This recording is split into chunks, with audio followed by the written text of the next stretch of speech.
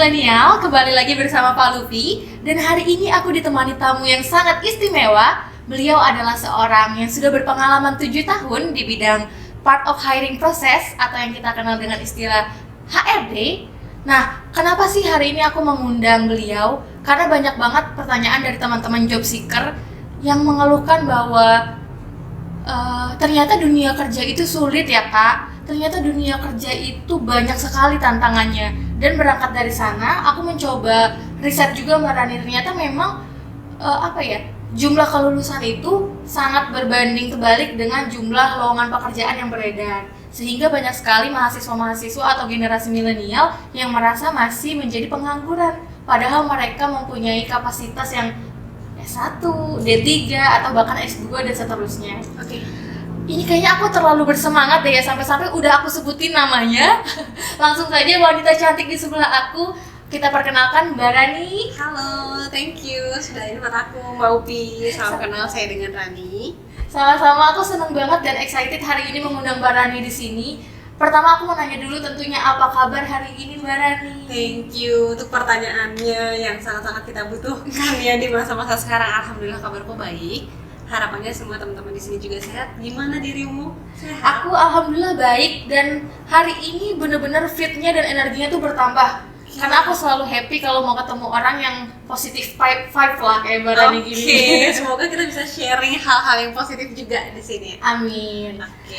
Nah Mbak, tadi berangkat dari kegelisahan teman-teman job seeker mengenai lowongan pekerjaan.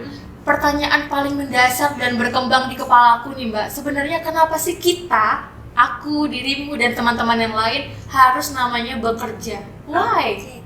Yang pertama pasti kebutuhan ya.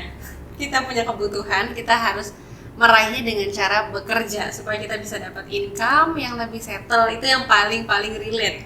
Tapi di balik itu ada apa sih? Ada namanya fase aktualisasi diri. Jadi di fase kita bisa menunjukkan bahwa kita ini punya kesempatan yang baik untuk bisa berproses lebih baik. Jadi titik yang paling maksimal yang sudah kita persiapkan dari kita masa pendidikan dulu gitu.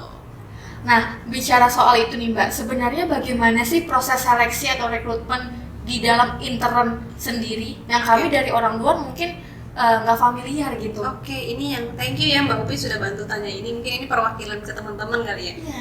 Jadi, yang namanya proses hiring itu adalah terdiri dari beberapa step, dari mulai dengan interview, psikotes, sampai dengan validasi interview dengan user. Kurang lebih seperti itu. Oke, nah kalau misalnya kita bahas yang paling mendasar dari interview itu kan CV ya Mbak. Sebenarnya CV yang menarik itu seperti apa sih Mbak Rani? Yang jelas adalah CV ini adalah media untuk memperkenalkan diri. Jadi yang baik adalah yang paling bisa menjawab tanpa kita bertemu, tanpa kita cerita. Kita bisa menaruh tuh namanya pengalaman pekerjaan kita, bisa personality kita seperti apa dalam sebuah kertas. Itu tantangannya, kita harus wujudkan ke dalam kertas itu. Jadi ketika orang baca, oh dia itu seperti ini gitu. Nah, sedangkan setelah itu kita sudah men-apply CV misalnya di suatu perusahaan, kita masuk ke tahap namanya interview. Betul. Bagaimana proses interview itu sendiri sehingga kita bisa membranding atau ibaratnya menjual diri di depan di hadapan rekruter? Itu yang paling penting. Di sini kita butuh yang namanya kemampuan untuk selling ya sama diri kita sendiri. Jadi kita harus bisa mempresentasikan secara baik komunikasinya, karena interview itu kita memvalidasi apa yang ada di dalam CV cocok atau tidak nih dengan kemampuan asli kita. Itu sebenarnya goalsnya.